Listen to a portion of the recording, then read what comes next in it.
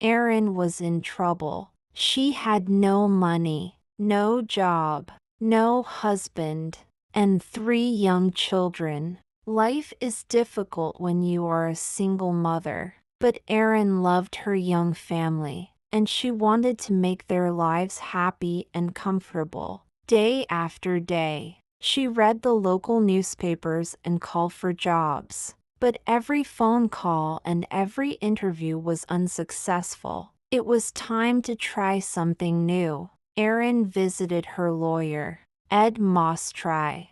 "I'm smart, I'm hardworking, and I'll do anything," she told him. "Please give me a job." It was a strange way to find a job, but Erin did what she had to do. She wanted to be a good person and a good mother.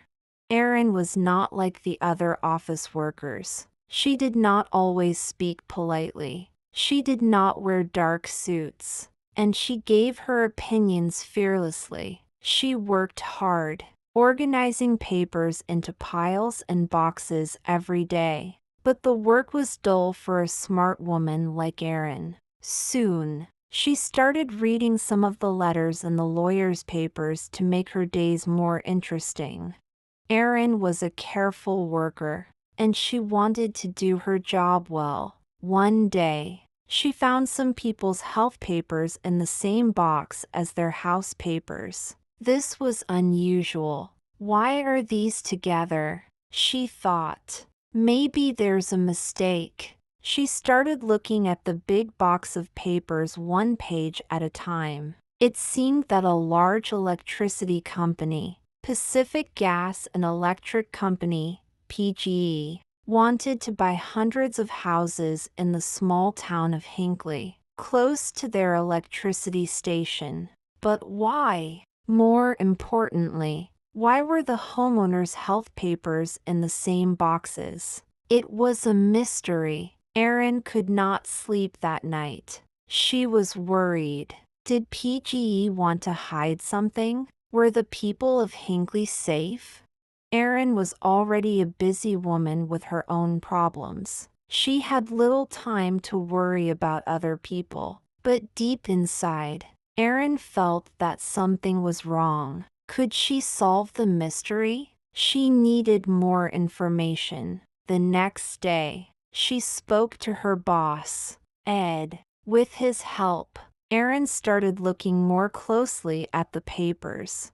Erin discovered more and more strange papers in the Hinckley box. She realized that there was a serious problem. She loved her family, and she wanted to spend more time with them. She wanted to see her children grow up.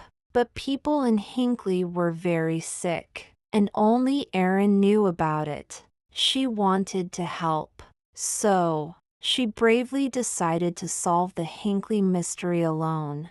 Erin visited people in Hinckley and spoke to them about PGE, their houses, and their health. She wanted to find the true story. Erin was not a lawyer. She was friendly and interesting, and the people of Hinckley liked talking to her. They told her that PGE was a good company. It made their water safe. It paid for their hospital tests, and it offered good jobs. But Erin was not so sure.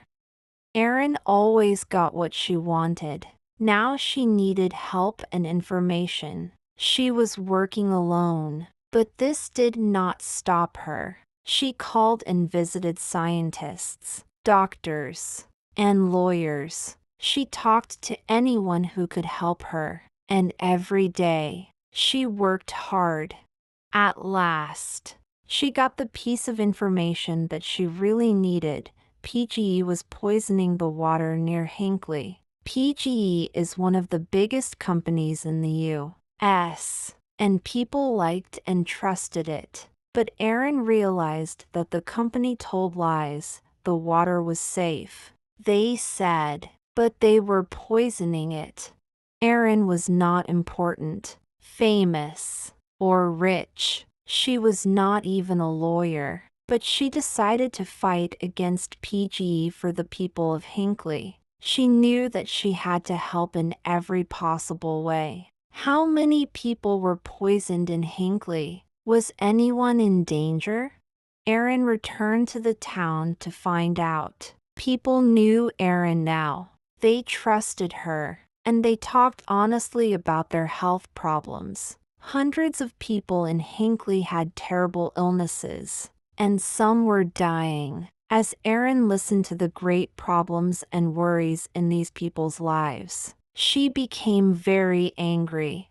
PGE knew that it was killing people. It was expensive to clean the water from its electricity station, so the dirty water ran into Hinckley's river and drinking water. Now the company wanted to buy the houses and keep the secret. It was not worried about the people who became sick. It was worried about possible payments to those people. Money was a big problem for Ed Mostry too at this time. Erin's work was important. He knew that. But lawyers only get paid when they win. It was almost impossible for a small local law office to win against PGE. Ed was afraid, but he was a brave man too. He trusted Erin, and Erin's courage and hard work carried them through the most difficult times. From start to finish, Erin's work for the people of Hinckley took more than 5 years. During that long and difficult time, Erin and Ed made a great team. As Erin talked to different Hinckley people, her name and face became famous in the town. She had to be careful though. She did not want PGE to know about her work. As more people told their stories, Erin got the necessary information. She worked longer and longer hours. She still had a family to look after too. Her body and mind were tired, but she knew that quick action was important. Finally, it was time to fight PGE. Erin and Ed sent 634 notices for lawsuits from their small office to the large expensive offices of PGE. It was brave, but was it crazy? PGE was a dangerous enemy. Was this the end for Ed's company? When PGE received the notices for the lawsuits, its lawyers immediately realized the danger. The sick people of Hinckley wanted a lot of money from the company. More lawyers were brought in on both sides. The lawsuits were too big for Erin and Ed alone, but Erin continued to work on them. The Hinckley people were her friends now. She truly loved them, and she knew more about their lives and problems than anyone. So, Erin, Ed, and the lawyers from other companies worked together to do their best for the people of Hinckley. After months of hard work, important lawyers in expensive clothes filled a small courtroom.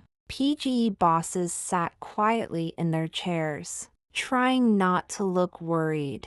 Erin was nervous and excited. She thought about her friends in Hinckley, and she remembered the long years behind her. As the judge spoke his final words, she listened silently. PGE had to pay $333 million to the people of Hinckley. It was the largest amount of money for this type of lawsuit in the history of the United States.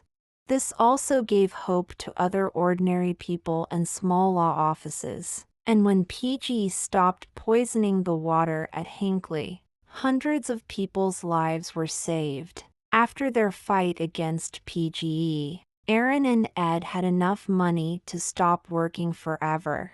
But today, Erin is still working for Ed's office. She is not a lawyer. She always liked to do things her own way, and she has not changed.